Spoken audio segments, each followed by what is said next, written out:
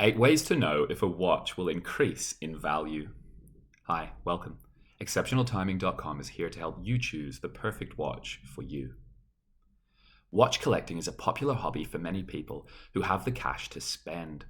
Quite a few watches not only retain their value after a time, but can even appreciate. Add that to the entertainment of collecting vintage and interesting watches, and you have the recipe for a potentially enriching hobby. However, one of the main challenges of watch collecting is knowing whether a watch will increase in value or not. While there is not an exact science to whether a watch, or any investment asset for that matter, will appreciate, there are some guidelines that can help a watch collector make good investment decisions. None of these guidelines are guaranteed to work well on their own, but many of these guidelines work well when utilized together. We'll discuss some general things to keep in mind. Please note that this is not investment advice in the slightest. If you want investment advice, please see a registered investment advisor before acting on any information in this video. This is for educational purposes only.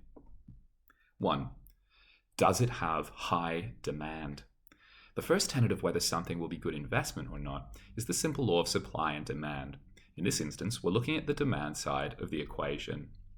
A common watch with a low level of demand will not increase in value the same way a rare and unique watch with lots of demand will.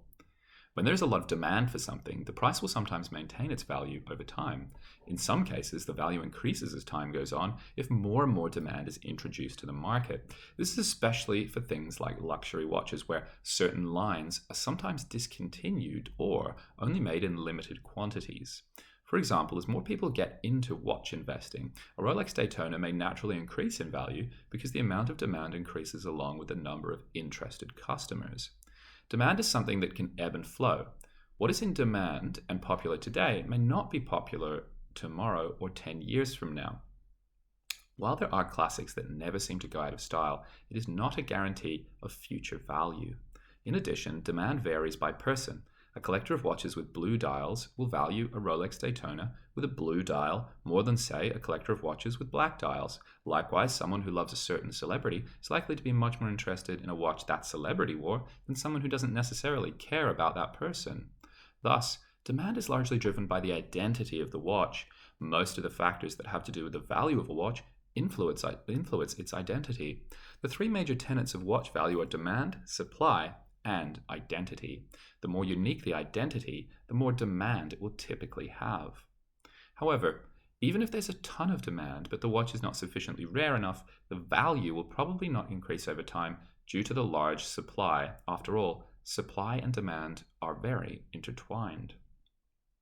2. Is it a rare watch? The second part of the law of supply and demand, the rarity of a watch, often determines its value. A watch in high demand that is also rare will appreciate over the years. The more demand and less supply there is, the greater the appreciation may be. Examples of watches that are more likely to appreciate are limited edition watches and watches that are made in celebration of an anniversary of the brand. They may also be a tribute to a particular style. These watches can be special and rare, adding to their identity and value. Some companies, especially Rolex and Patek Philippe, purposefully only create a limited amount of some lines, which inflates the value of the watch. Watches that are limited editions or only have a small supply will generally appreciate quite well over time. But keep in mind that not all rare watches, or anything rare for that matter, will appreciate or be worth a lot of money. While the watch's rarity is certainly a large factor at play for its value, if a watch is one of a kind but nobody wants it, it will likely not increase in value at all. The best watch for value purposes is an extremely rare watch that experiences tons of demand. The two factors of economics play extremely big roles when it comes down to determining the value of an item. 3. How exclusive is it? The other side of the rarity coin is how exclusive a particular watch or line of watches is. The exclusivity of a watch or watch line is typically created through its initial price point. Many Patek Philippe's maintain their exclusivity by being upwards of $60,000 initially. The high price excludes everyday people from purchasing one of these watches, which typically cements its value and causes it to appreciate over time. Even just the appearance of exclusivity can cause a watch to increase in value. People want to own something that makes them feel special. If a watch is only owned by a few people because it's exclusive rather than being rare, it is more sought after. After all, everyone wants to go to an exclusive party. 4. What is its heritage? The heritage of a watch can take a $60,000 Rolex and turn it into a $5 million asset. Many watches have seen their value undergo exponential and significant growth due to their history, whether they went through a special period of time or an event, or they were owned by someone in particular. A classic example of this is the Omega watch with a Tiffany dial that sold for $1.8 million at an auction because it was owned by Elvis Presley. The value of its sale made it the most expensive Omega watch ever sold. Because most collectors are not looking at their watches exclusively as investments, as opposed to, say, watch investors, certain watches can fetch a pretty penny just because of the previous owner. As long as the watch means something to a collector, it will probably be worth more than the original price. 5. What brand or line is it? As with all things, the brand plays a huge part in the intrinsic value of a watch. Big name brands like Rolex, Patek Philippe, Audemars Piguet, Cartier, IWC, and many and more carry a lot of weight with them, and that reputation transfers to the value of the watch. However, even if a watch is a Rolex or Patek Philippe, that's not always a guarantee of value appreciation. Occasionally, there are watch lines released that may be an improvement or redesign of a particular watch style. Those redesigns can become more popular than the originals, causing the value of the original to depreciate, sometimes overnight.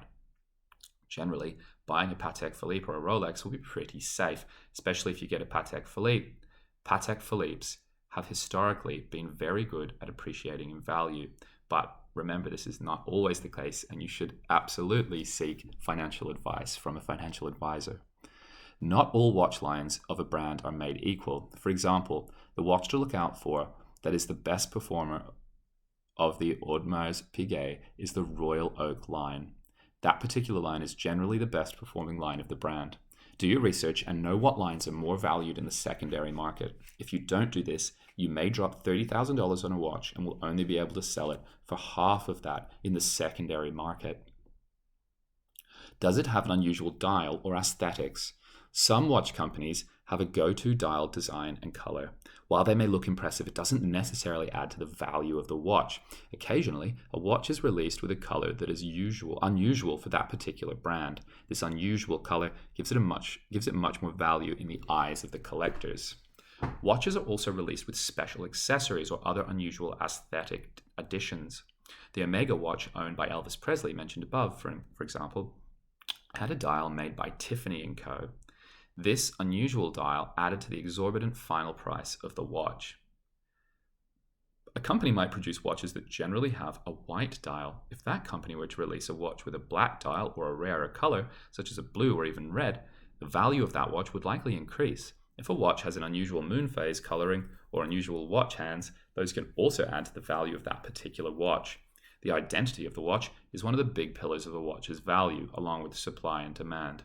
Having unusual characteristics adds a lot of character and uniqueness to a watch and consequently its value. 7. What genre is it? The genre of a watch is a term used to describe what the watch is intended for. The following genres are the most popular among collectors: diver, military, aviation or pilot, car-related, i.e. the Rolex Daytona. Generally, if a watch was built for a specific purpose or group, it will hold more value. Watches made for general purpose use are not normally valued as high as, say, a diver watch. The reasoning behind this has to do with the uniqueness of a watch. Having a watch that was built for a specific purpose adds to the identity of the watch, which can increase its value. It's a similar concept to how the heritage of a watch can increase the value of it, but the genre of the watch rarely has as dramatic an effect on the resale price. 8. Know the market. Just as with any investment, understanding the market for watches will give you a massive edge in appraising a watch or making your investment decisions. Unfortunately, there's no inherent secondary market for watches like there is, say, with the stock market. There are several places to buy and sell watches, but those places don't make up the market as a whole. Another of the key differences here is there's no place to track the value of watches. In the stock market, for example, you can track the value of a particular stock through the years and even by the minute. Watches are different due to the fact that each watch is unique and will carry a different value. There's no stock market for watches, as that would be impossible to track. Additionally, what someone will pay for a certain watch changes from collector to collector. Not everyone will judge the Omega with a Tiffany & Co. dial that was owned by Elvis Presley to be worth $1.8 million. Being able to know the market and know what watches are hot and in demand, both short-term and long-term, will allow you to make smarter investment decisions. Knowing the market allows you to potentially grab some really good deals at estate sales and the like. Are watches a good investment? There's a lot that goes into developing a profitable watch collecting hobby. Knowing what makes a watch increase in value over time is essential to making wise investments. Head to the article online to view a video named Watches as Investments for further information on this. The video describes buying watches as an investment is just not feasible unless your budget is between $5,000 and $10,000 at minimum. Watches below that range are just not rare or exclusive enough to fetch the gains that a more expensive Rolex or Patek Philippe can get you. However, if your budget is above $5,000, there are avenues for you to enter the arena of watch collecting. Before investing in watches or acting on any information in this article, make sure to consult a registered investment advisor to see if it is a smart investment decision for you. If you recently inherited a watch and are trying to find out if it's worth money, do some research to learn more about the watch. The tips mentioned in this video will help you to know where to get started. Please like and subscribe on YouTube to ensure you can find our other videos and explore further articles at exceptionaltiming.com.